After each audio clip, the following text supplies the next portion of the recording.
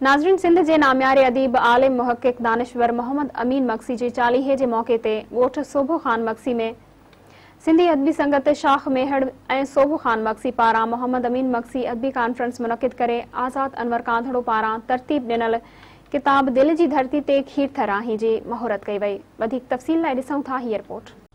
सिंध जे नाम्यारे अदीब आलिम मुहक़िक़ दानिश्वर सिंधी अदबी संगत कराची जे राब्ता सेक्रेटरी मोहम्मद अमीन मक्सी जो चालीहो संदस अबाणे ॻोठ सोभो ख़ान मक्सी में सिंध में महिमान नवाज़ी तौर सुञाती वेंदड़ शख्सियत रेस मुमताज़ अली मक्सी ऐं रेस अख्तर मक्सी जी तारीख़ी उताक ते थियो।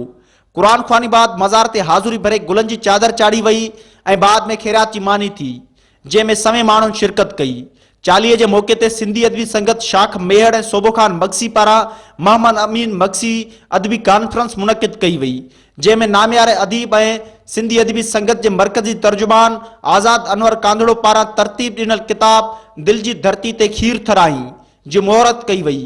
तक़रीब में सिंध ऐं बलूचिस्तान जे नावेले वारनि अदीबनि दानिश्वरनि दुर मोहम्मद पठान, ताज जोयो, जोहर बरोई, सैयद मोहम्मद शाह रिज़वी, आज़ाद काज़ी, आजिज़ सरगानी, अब्दु मक्सी, प्रोफेसर आदम बुट्ट, रेस मुमताज़ मक्सी, इरफानुल हक मक्सी, अख्तर मक्सी, हबीब हुजूरी, कामरेड सलीम मक्सी, अबूबकर मक्सी, डॉक्टर इंसाफ मक्सी, अत्तर मक्सी, एडवोकेट अब्दुल हकीम चांडियो, अल्लामा अली हसन पंवर, खलील चांडियो, नवाज सुमरो, अकबर खान जामरी, गुलाम मुस्तफ़ा मक्सी, हाफिज अहमद ज़ैन मक्सी, असगर बागी, ख्वाजा मुइन मक्सी, डॉक्टर गुलाम रसूल कादरी, शबीर लाखो, मोहम्मद उमर तिमणो, निमाणो सिद्दीक मयसर, साहिल लाशारी, आज़ाद जंगेजो, महबूब डेपर, रसूल बख्श ब्रोई, सैयद गुलाम हुसैन शाह चयो त मोहम्मद अमीन मक्सी इंसान साज़ शख्सियत हुयो जंहिं सिंध जे मोहब्बत में पाण खे फना करे छॾियो।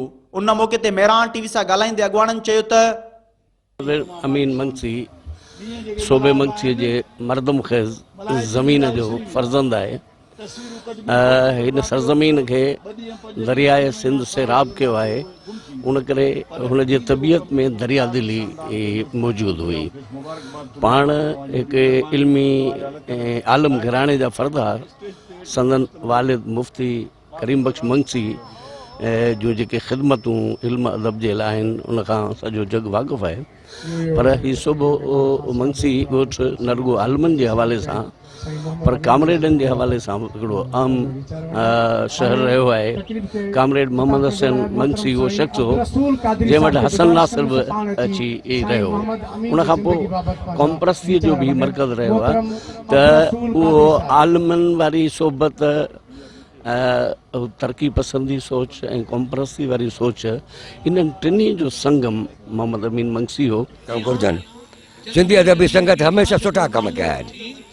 मेहर वारी शाख ऐं सोभो ख़ान मक्सी वारी शाख 40 ॾियण खां पोइ न रुॻो पंहिंजे भले इंसान खे यादि कयो पर उन ते किताब जेको पढ़ण लाइ ॾिनई ऐं उहो ख़ानदार जंहिं सिंध जी ख़िदमत कई आहे मज़हब जे हवाले सां, सियासत जे हवाले सां, अदब जे हवाले सां। अवां माण्हू जो हुजूम ॾिसो, अव्हांखे महसूसु थींदो त हिन माण्हू कूड़ चोर न आहिनि। जेको हुननि जी ख़िदमत करे थो हुनखे यादि उहो कनि था पिया।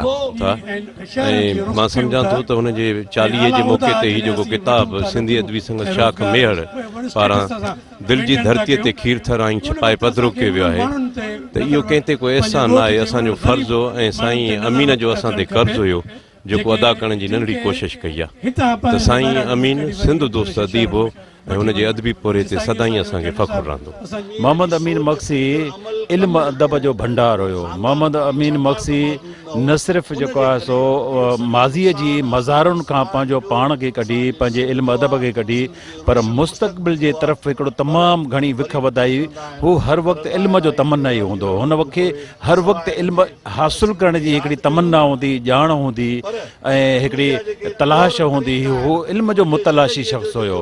हुनजी इख़लाक़ी तौर ते, सियासी समाजी पहलुअनि जे हवाले से, तारीख़ी तौर ते, तहक़ीक़ जे हवाले सां हुन जा तमामु जेके बि पहलू हुया तमामु मस्बत ऐं सुठा हुया।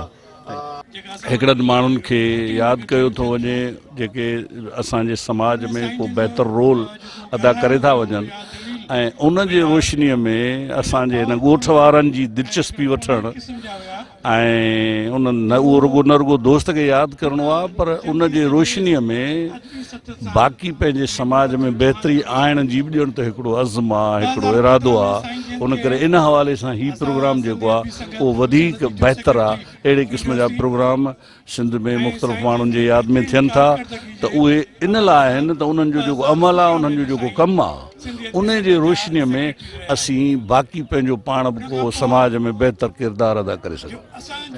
साईं मोहम्मद अमीन मक्सी जी ज़िंदगी में अहम मिशन हुन जो इहो हूंदो हुयो त सिंध खे रोशन मुस्तक़बिल कीअं ॾिजे ऐं सिंध खे हिन धरती खे बहितर प्रोग्राम कीअं फ़राहम कजे। उन जे करे हू हिकिड़ो सूफ़ी मनुष्य इंसान हुयो जंहिंजे अमल में, किरदार में ऐं हुन जे हर कोल ऐं फेल में धरती सां इश्क़ ऐं हिन समाज सां इश्क़ समायल हूंदो हुयो।